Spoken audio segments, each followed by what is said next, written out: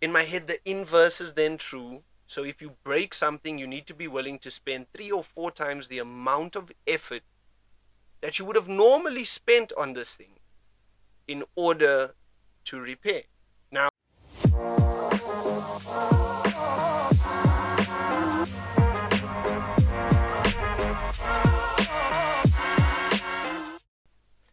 so this week on the Ordinary Connection, we are going to try and build on the momentum that we had last week. And we are going to start with where our prompt ended. Okay, so last week I'll let you guys know that we are changing from the standard prompt of just the writing thing to a little bit more the poetry thing. And I said you can decide how it is that you wanted to do it, whether you wanted to do it long or short.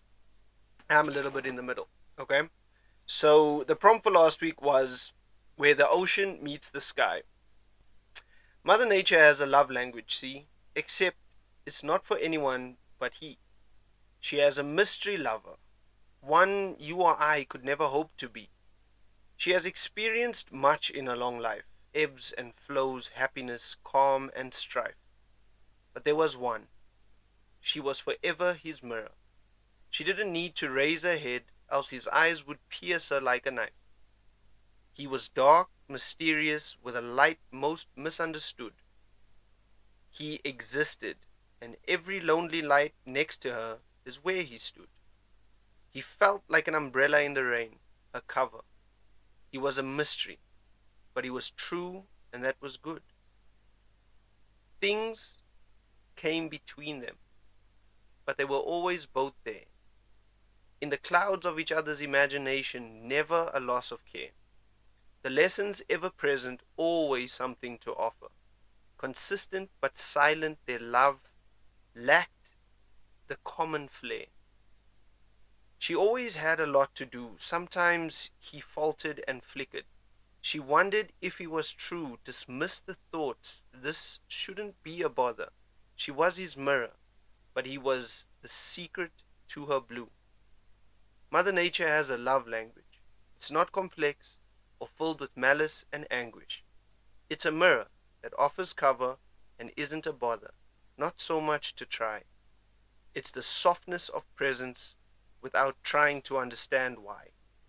It's been seen, it's best seen on a cloudless night when the birds don't fly, in the reflection of the stars where the ocean meets the sky. Okay, so I took a little bit of liberty with that. Um, yeah, no idea where it came from, no idea what it's about. I just think it's how I was feeling. I was listening to music while I was writing it, and it just kind of came out. Um, yeah, so that's gonna kind of be the style that we do. So we're gonna open the new episodes with the poetry prompt, and then we're gonna end with the next one. Okay, just so that you know what's going on. Hopefully you guys got a chance to check out the playlist. The updated music is already in there.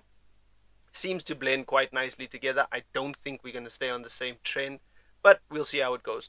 And don't forget there is still the first playlist. So if you want a combo between the two, I mean, music is music, and good music is always relevant. So there is that as well. Um, so how's it been?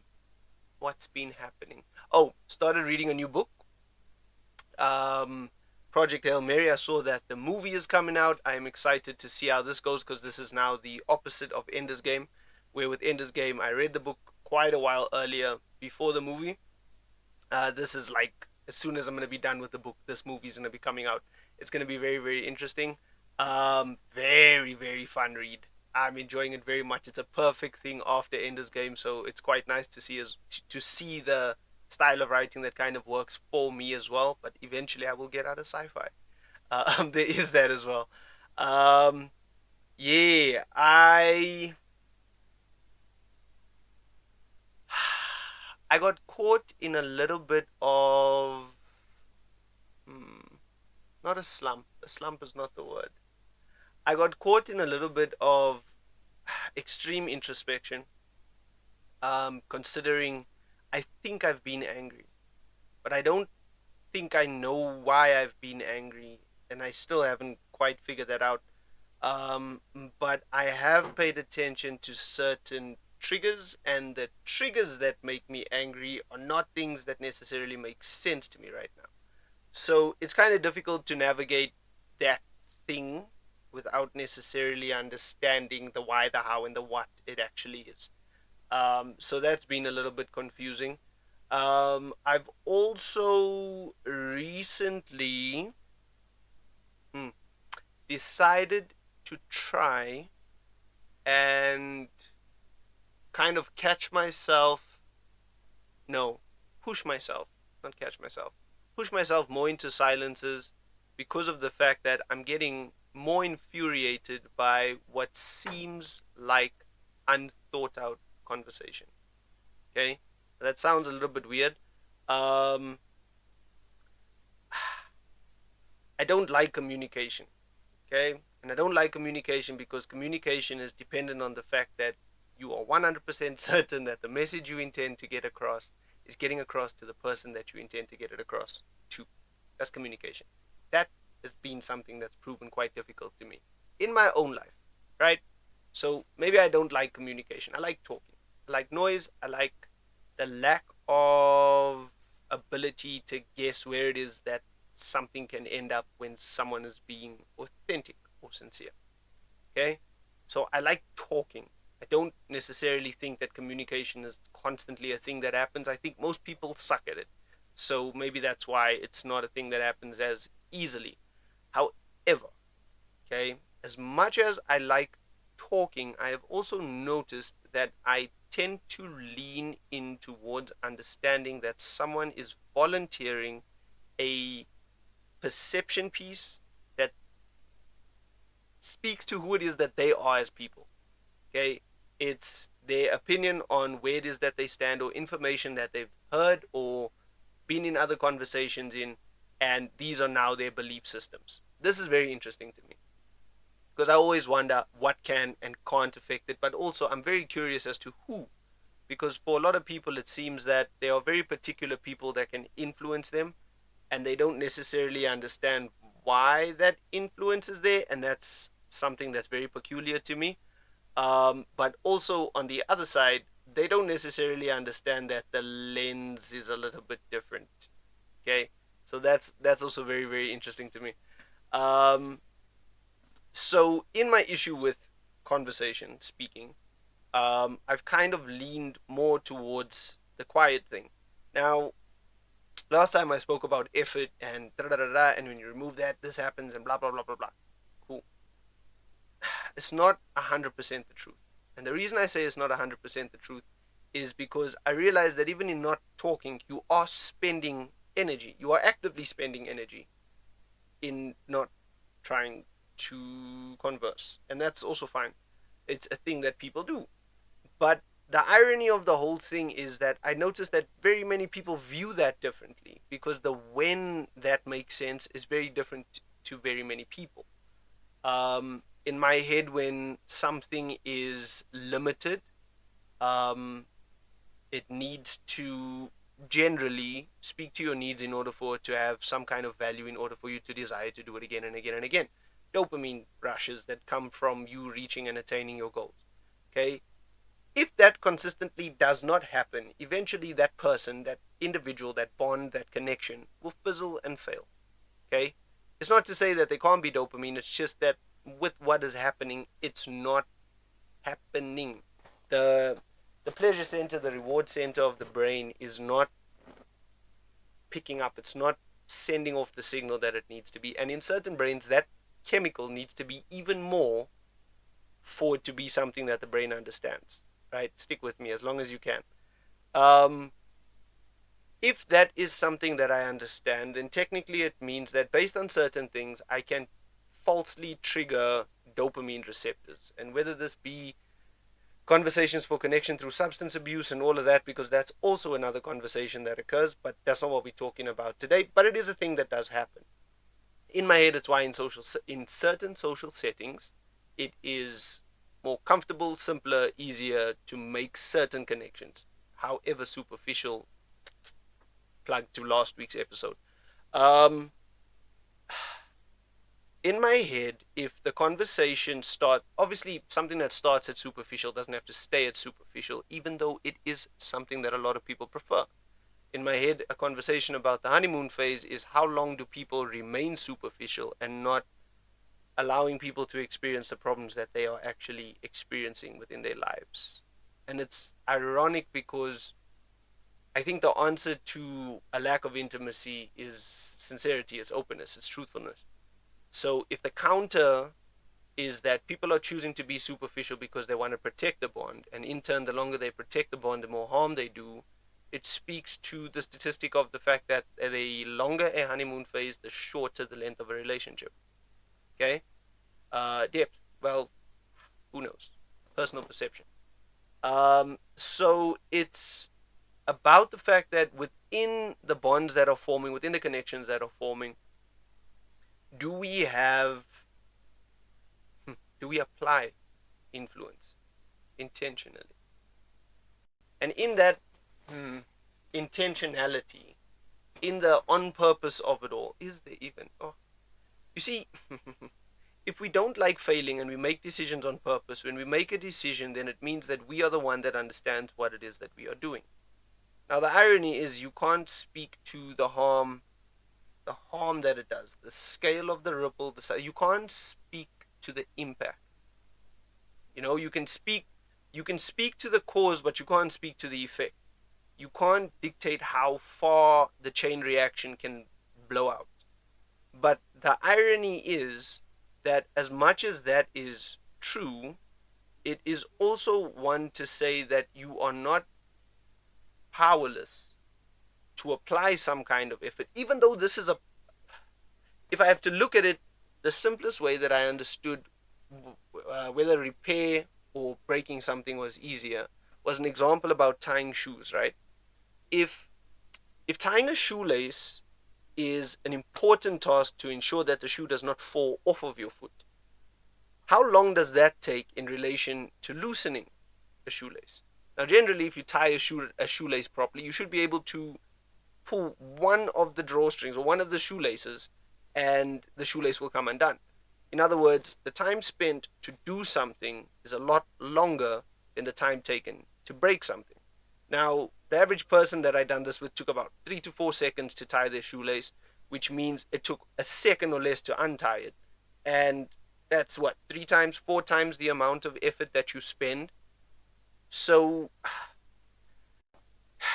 in my head, the inverse is then true. So, if you break something, you need to be willing to spend 3 or 4 times the amount of effort that you would have normally spent on this thing in order to repair. Now, that sounds ridiculous because obviously, who has that kind of energy?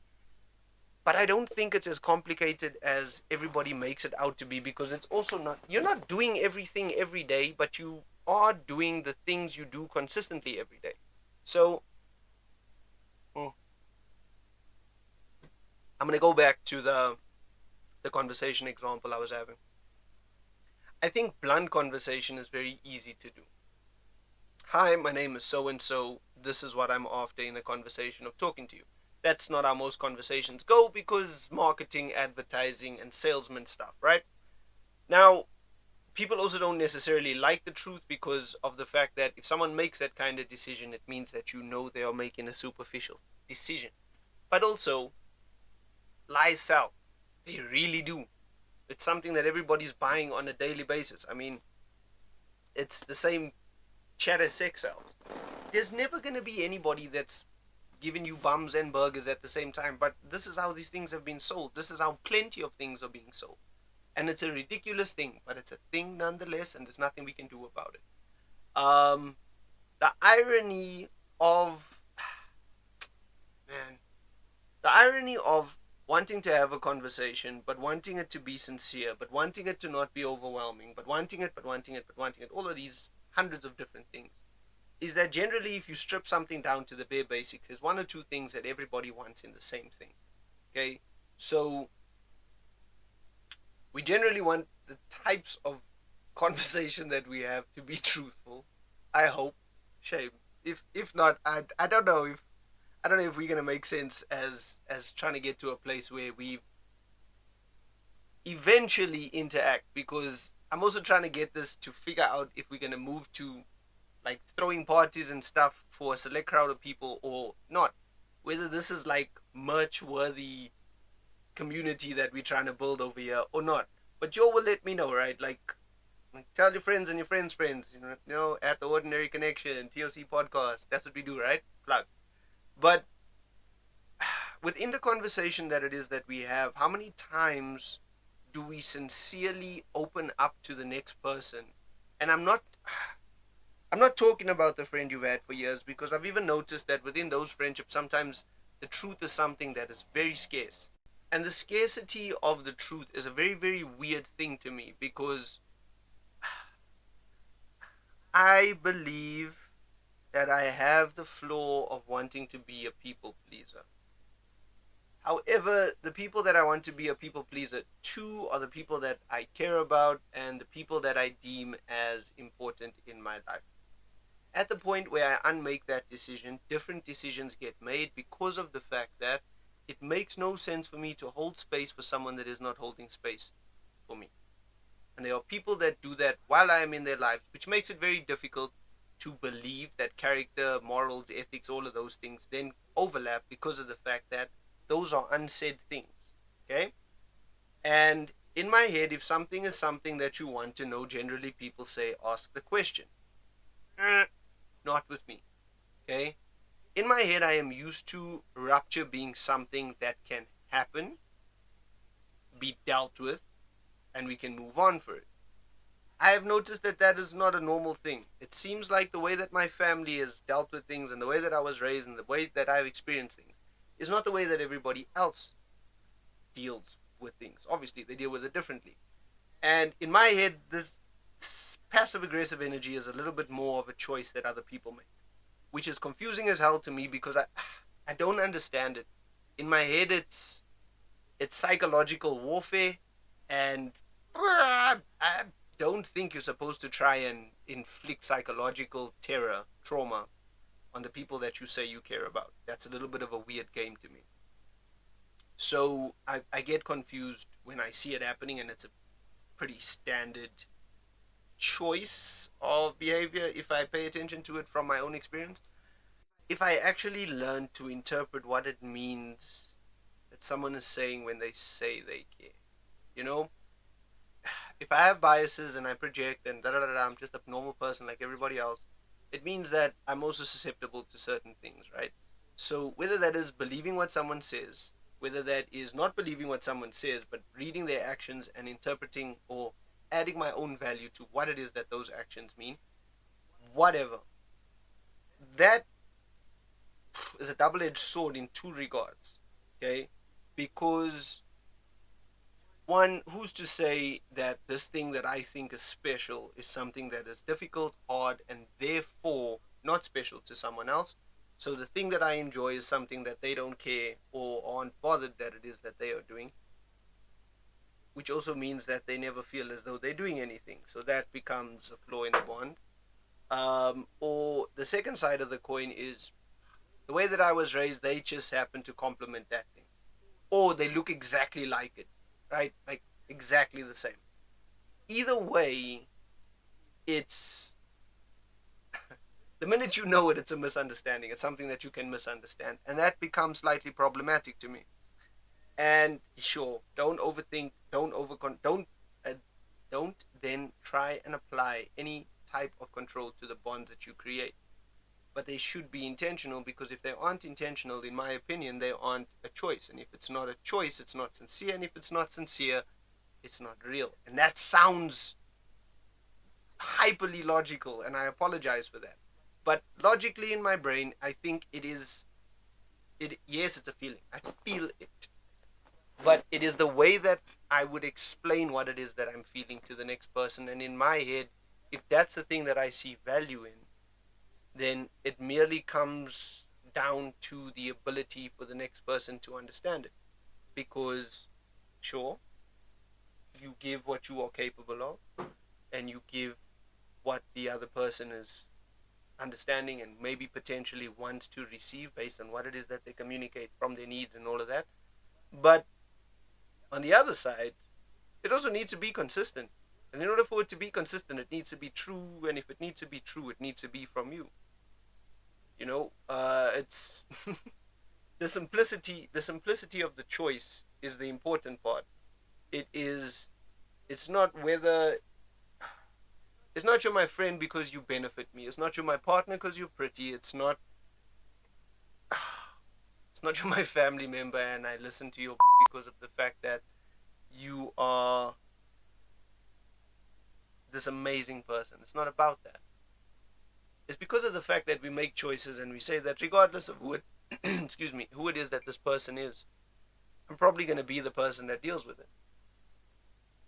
That singular choice changes the depth of that bond. Automatically. You say that no matter what happens, I'm going to be here. You show presence, you give presence, regardless of condition. Man, that's the good stuff. That's the fun stuff. That's the meat, that's the holy grail of connection. And it doesn't seem like a major thing, right? But here's where it gets fun. Generally, that doesn't seem to be people that judge us. Now, here's the irony. The only people that judge us, generally, are people that do not have the same understanding of a bond as us. So the minute there's a disconnect in what one person thinks the bond is and the other thinks the bond is, and the rules that go with that.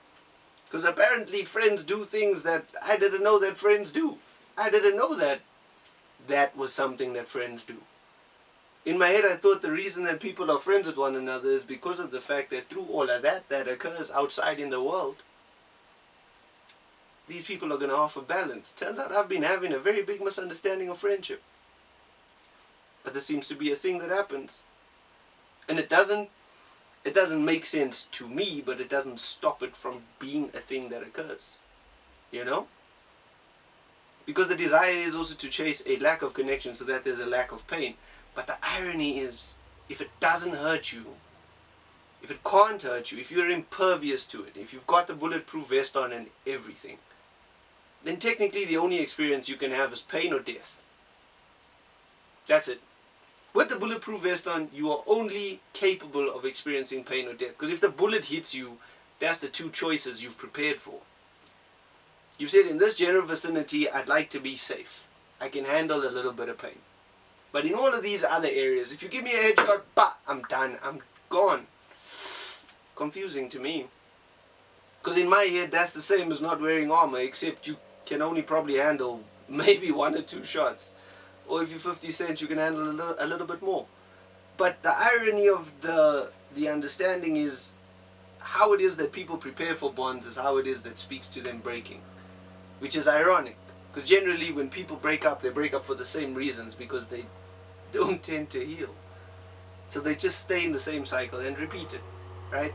So the only way to break the cycle, in turn, is to take the bulletproof vest off. And it sucks. It sucks, because generally, you only know that after you've messed up. You only know that after there's a mistake, and 9 times out of 10, you'll never realize it if there's not a person you want to apologize to. Which is also fine, yes. I mean, in the grand scheme of things, if everybody is telling you that the biggest issue is connection, and nobody is therefore connecting, or all connections are temporary and breaking very, very quickly, right? That's just the default. Like 3 months or less, 6 months or less, that's going to be what you're going to accumulate.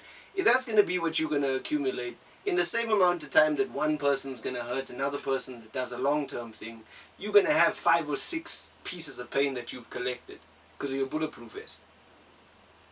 Because you don't want to be lonely, you don't want to be alone, so you're going to amass small experiences, which is going to give you a hell of relationship experience, a hell of a lot of beginning, entry-level relationship experience. Which is going to potentially be defined by how long you can honeymoon with someone before the real shit hits the fan. Bonkers. Wild to me. Wild, wild, wild. Okay. That's fair and that's fine. That's just the thought in my head and it doesn't make sense to me. Okay, so we need to do music, right? Okay. Okay. Let's do some music. I haven't even given you guys anything to watch as a recommendation. It's gonna be fun. Okay, I'm going back to the J. Cole album that I spoke about last week. I need to put drum and bass on this playlist. Drum and bass, yeah. We're probably gonna add like one J. Cole track every week. It's just that's gonna be what ends up happening. Um, yeah, so we're gonna put drum and bass on the playlist, right? So that's number one. Then I'm gonna do a little bit of an energy switch up. I've been listening to a lot of Dave, and I've gone down this Dave train. So, man, we are going to add. There's so many. Okay, we're gonna add Survivor's Guilt. Okay, so Survivor's Guilt from Dave is gonna then be our second song recommendation for this week. Then I'm going to add Lyrical Lemonade and Jack Harlow with Stop Giving Me Advice. And Dave's also in there. Yeah, there's some new energy that's kind of sliding into like, oh, okay. Then I'm gonna do Limitless by Central C. Yeah, the energy is completely different this week. And then, okay. And then the final one, so we got drum and bass, Stop Giving Me Advice, Survivor's Guilt, Limitless.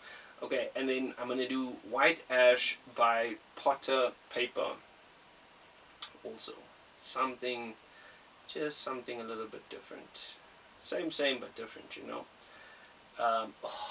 Let's not do another J. Cole. I also have, let's do a sixth bonus for this week, guys. Bonus for this week is gonna be Doesn't Just Happen. James Blake dropped an album 2 or 3 weeks back, and yeah, this song caught me by surprise. This actually started the little Dave sprint that ended up occurring. Okay, so then yeah, that's our bonus for this. We're gonna build this playlist so quickly. Okay, we're gonna try and see how long we can get the playlist to be. That's gonna be fun. Okay, but yeah, then that is our music Rex. Okay, I'm quite happy with everything that's happening so far. Silly thing, just while we are and I'm prepping for the writing prompt. So I found out that apparently if you're having a difficult year, it's actually because of the fact that it's bad karma. So if you're having a good year, it's good karma. Best of luck. I don't think it's a good or bad year. I think it's a year that is dictated by who it is that you would actually truly like to be. For true. In terms of what it is that your energy is doing. And that's what we see. We're seeing how bad everybody wants it. And that's a very, very interesting thing. Okay, so our writing prompt for the end of this video. So last week we done with the ocean meets the sky.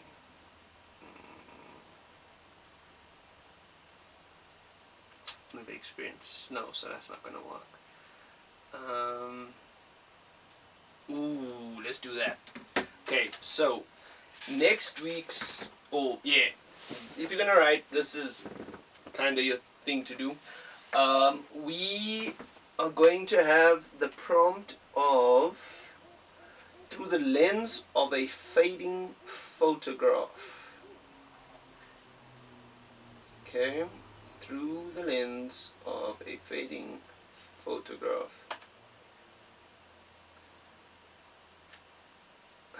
Fun stuff. Okay, so that's music, that's writing prompt, that's a couple of thoughts that are in my head. Unscripted. We're still doing this thing. I'm gonna try and keep flooding y'all's brains with exactly what's going on in my head when I record these things, because it's the only way that I know how to be authentic for now.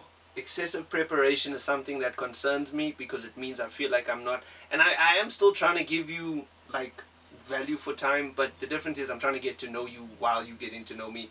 So comment, like, share, subscribe, tell your friends and your friends. I've been Keegan. Stay curious, stay kind, stay connected. This has been The Ordinary Connection.